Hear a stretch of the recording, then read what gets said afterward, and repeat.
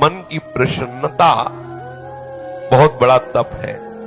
हर समय मन को प्रसन्न रखना बहुत बड़ी साधना है, बहुत बड़ा लाभ है जिसका हर समय मन प्रसन्न रहता है। जानते हो किसका मन प्रसन्न रहता है?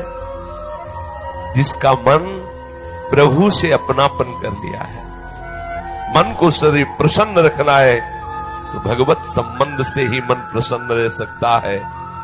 ये मन चंचल क्यों रहता है, अशांत क्यों रहता है? ये जितना विषयों का चिंतन करेगा, जितना नाशवान परिवर्तनशील वस्तु व्यक्ति स्थान का संबंध स्वीकार करेगा, उतना ही जलेगा, उतना ही अशांत रहेगा, उतना ही चंचल रहेगा।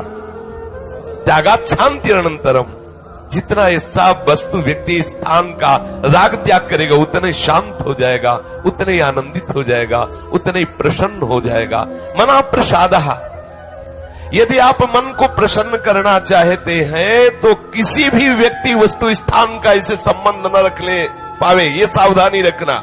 और होता क्या है, बोले चलो मनोरंजन करते हैं। कहां? किसी व्यक्ति में, किसी वस्तु में, किसी स्थान में, किसी द्रव्य में।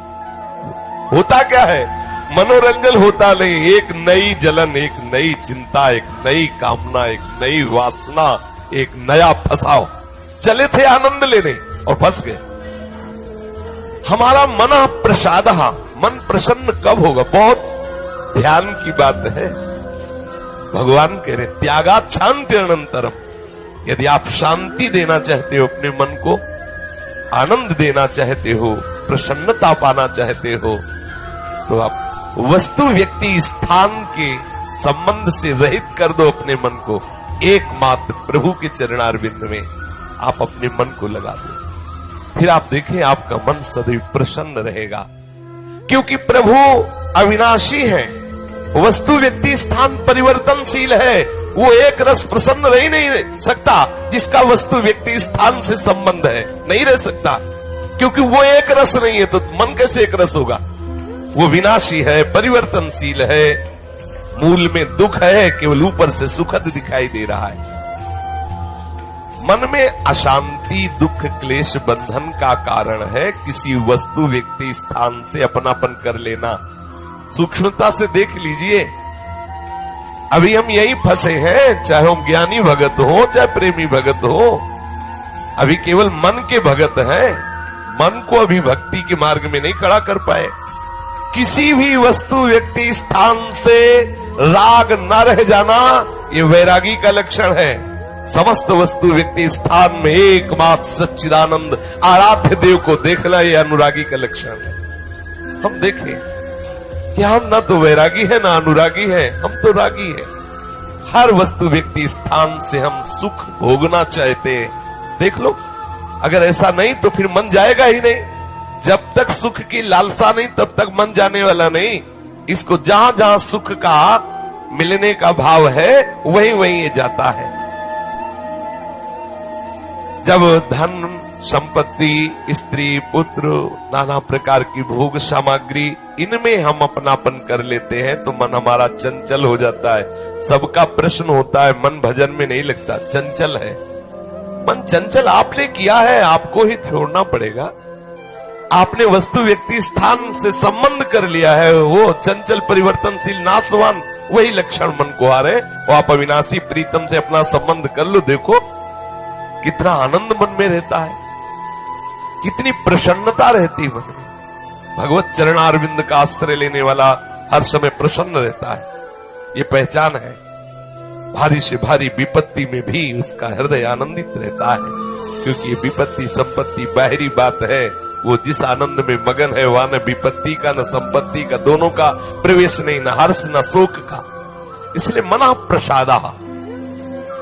साधक ध्यान दे संतुष्टः येन केनवा। हर परिस्थिति में मन को प्रसन्न करना सीखे, प्रसन्न रखना सीखे। परिस्थिति में प्रसन्न तभी रह सकते हैं जब भगवत चरणारविंद का आश्रय नहीं। कभी परिस्थितियां किसी को चैन नहीं लेने देती। कभी सहयोग, कभी वियोग, कभी हर्ष, कभी शोक, कभी अनुकूल, कभी प्रतिकूल, कभी मान, कभी अपमान। इसी द्वंद्व में हम पिसते रहते हैं। तो मन कहां प्रसन्नता का अनुभव कर पाता है। मन की प्रसन्नता के लिए सांसारिक वस्तु, व्यक्ति, परिस्थिति, देश काल, घटना आदि को लेकर के हम अपनापन, अहम करके उसे ना माने। जैसे ये व्यक्ति मेरा है, ये वस्तु मेरी है, ये स्थान मेरा है, ये अमुक अमुक मेरे। अब आपका मन प्रसन्न नहीं रहेगा, जलेगा, अशांत रहेगा। अपने स्वार्थ या अभिमान को लेकर किसी का पक्षपात न करना। यदि आप अपने मन को प्रसन्न रखना चाहते हैं तो अपने स्वार्थ की पूर्ति के लिए या अभिमान की पूर्ति के लिए किसी का पक्ष न लेना। किसी का मंगल करने के लिए, किसी को आनंद प्रदान करने के लिए हम भले सलाह दे दें, लेकिन अपना अहंकार पोषण करने के लिए, अपने स्वार्थ की पूर्ति के लिए हम पक्षपात न लें। नहीं, हमारा मन प्रसन्न नहीं रह पाएगा। मन को सदा दया भाव से युक्त रखे, क्षमा भाव से युक्त रखे। दूसरों को कैसे हम सुख पहुंचावें, ऐसे मननशील बने। सदैव सुख देवे को चाव चित, सब सोहित निष्काम। सबको सुख पहुंचाऊं लेकिन किसी से सुख पाने की लालसा ना हो, मन प्रसन्न रहने लगेगा। मन में जब दूसरों के हित की भावना होती है तो प्रसन्नता का प्रादुर्भाव होता है।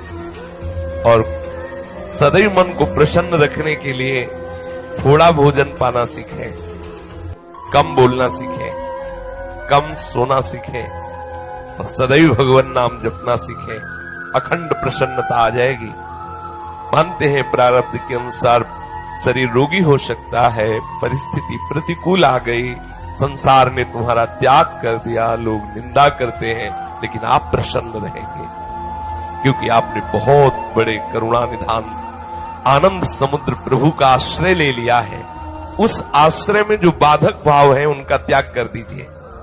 अधिक भोजन करने वाला कभी प्रसन्न नहीं रह सकता। और बड़ी विचित्र ये जिह्वा है, ऊब गए भगवान। रोज इसे पवाओ लेकिन रोज नए नए पदार्थ, पेट बढ़ता चला जा रहा है, मांस पेशियां बढ़ती चली जा रही, कब्ज बढ़ती चली जा रही है और जिह्वा खाते खाते बूढ़ी होने जा रही, फिर भी और खाओ और खाओ। पता नहीं कब तक खाओ खाओ खाओ। भोजन पर साधक ध्यान दे, नहीं तो आनंद का जो विषय मन की प्रसन्नता है वो आप नहीं धारण कर पाएंगे। बोले हित परमित भोजी, थोड़ा सरल, स्वाद रहित, स्वास्थ्य वर्धक, सतोगुणी भोजन पाया जाए। स्वाद रहित भोजन बहुत आवश्यक है भजन मार्ग में, बहुत आवश्यक। ये अधिक मीठा, चटपटा, खट्टा, ये वो सब कामोत्तेजना पैदा करता है, कब्ज बनाता है, मन को चंचल करता है। कई तरह के भयानक ऐसे दोष जो हमारी साधना में हानिकारक है। पक्का समझ लीजिए, ये अनुभूत बात कहते हैं। भोजन जितना सरस होगा भजन उतने चौपट होगा। पक्का समझ लो, ये भोजन बहुत घातक वस्तु है, बहुत घातक वस्तु है। साधक इस बात पर ध्यान दे, ये भोजन हमें मारे डाल रहा है। हमारा जीवन भगवत प्राप्ति के लिए है और ये आज पा लिया, वो पा लिया, ये गुलाब जामुन, ये लड्डू, ये वो, बस बुद्धि में विचलता, भगवत चिंतन रहित और नाना प्रकार की वासनात्मक खेल की कामनाएं, कल्पनाएं, ये भोजन के कारण। बहुत आवश्यक है भोजन सुधारना। भोजन नींव है परमार्थ की। जैसा खाओ अन्न वैसा बने मन। तो मन प्रसाद कैसे प्राप्त होगे, क्योंकि आपका भोजन ठीक नहीं है। बहुत सावधान, बहुत सात्विक और नियमित परमित भोजन हमें मन प्रसादा स्थिति में निश्चित प्रतिष्ठित कर देगा। दूसरा, नित्य में एकांत सेवी। उपासक को चाहिए कि कम लोगों से मिलने का स्वभाव बनाए। सत्संग सुना या गुरुजनों के पास बैठकर जो प्रश्न उत्तर हुए, बस चुपचाप एकांतवास करने का अभ्यास होना चाहिए। हर समय हम किसी से बात करते रहे, हर समय हम किसी से मिले रहे, हर समय कोई हमारे समीप रहे, तो हमारी अंतर्मुखता नहीं हो। भले वो हमसे बात न करे, लेकिन हमारी अंतर्मुख वृत्ति में वो बाधक हो जाएगा। इसलिए साधक को चाहिए को एकांत सेवी बनने का स्वभाव बनाए, ज्यादा किसी से बात नहीं कर। वैसे बात करने का नियम तभी रखना चाहिए जब कोई आपसे प्रश्न करे और प्रश्न का उत्तर आवश्यक है देना, उत्तर देने से उसका मंगल होगा तो ही बात करें, नहीं ना करें। बहुत कम जीवन है हमारा, बहुत कम समय है। हम अगर व्यवहार प्रपंच की सत्ता को सत्य मानकर केवल यही हमारा कर्तव्य है, यही ऐसा व्यवहार का निर्वाह करना, तो हम भगवत साक्षात्कार कब करेंगे? कब हमारे हृदय में वो अखंड प्रसन्नता, कब हमारे हृदय में वो अखंड विकलता भगवत साक्षात्कार की होगी? और बोले वाणी से हितकर मृदु वचन बोले, एकांत सेवन करे और नींद भी एक नियमानुसार करे। स्वल्प निद्रा विहारा, स्वल्प सोने का समय बनाए। 24 घंटे में 5 घंटे बहुत है शयन करना, बहुत है, मतलब बहुत हो गया 5 घंटे। 6 घंटे तो उनको जो बहुत शारीरिक श्रम करते हैं। 7 घंटे मतलब खत्म, अब इसके आगे साधक शब्द नहीं लगेगा। 6 घंटे तक तो मतलब बहुत हो गया कि बहुत श्रम करता है, इसलिए ठीक है। 7 घंटे मतलब प्रमाद स्थिति आ गई, 7 के बाद तो प्रणाम है, फिर तो कोई बात ही नहीं। अब आप देख लो किस श्रेणी में आप हैं। उत्तम साधक 4 घंटे में हो जाता है, ठीक है। 5 घंटे पर्याप्त है। और जिनको बहुत शारीरिक श्रम होता है वो 6 घंटे, और कुछ तो ऐसे होते हैं कि हर घंटे में झपकी, हर घंटे में आनंद। हाँ, समाधि भाव को निद्रा समाधि स्थिति, व्यास भरोसे कुंवर के सोत पाओ प्रसाद। सत्संग हो रहा है, थोड़ी ढिलाई हुई, बस गए समाधि में गए। मक्खी बन बनाए चाहे मच्छर बल बनाए चाहे महात्मा बल बनाए, कोई फर्क नहीं पड़ता। अपने निद्रा समाधि स्थिति, आओ समाधि भीतर। स्वामी हरदास जी कहते मनी तीत न डुलाओ, आओ समाधि। आ गए तो थोड़ा सावधान करे। स्वल्प निद्रा विहार, और घूमने फिरने का भी एक नियम होना चाहिए। आपकी दिनचर्या एक नियमित होनी चाहिए। यदि आप नियम के अनुसार भोजन, नियम के अनुसार शयन, नियम के अनुसार घूमना और नियम के अनुसार बोलना चालना रखेंगे नियम से, तो आपका मन बहुत शीघ्र भगवत चरणारविंद में लग जाएगा।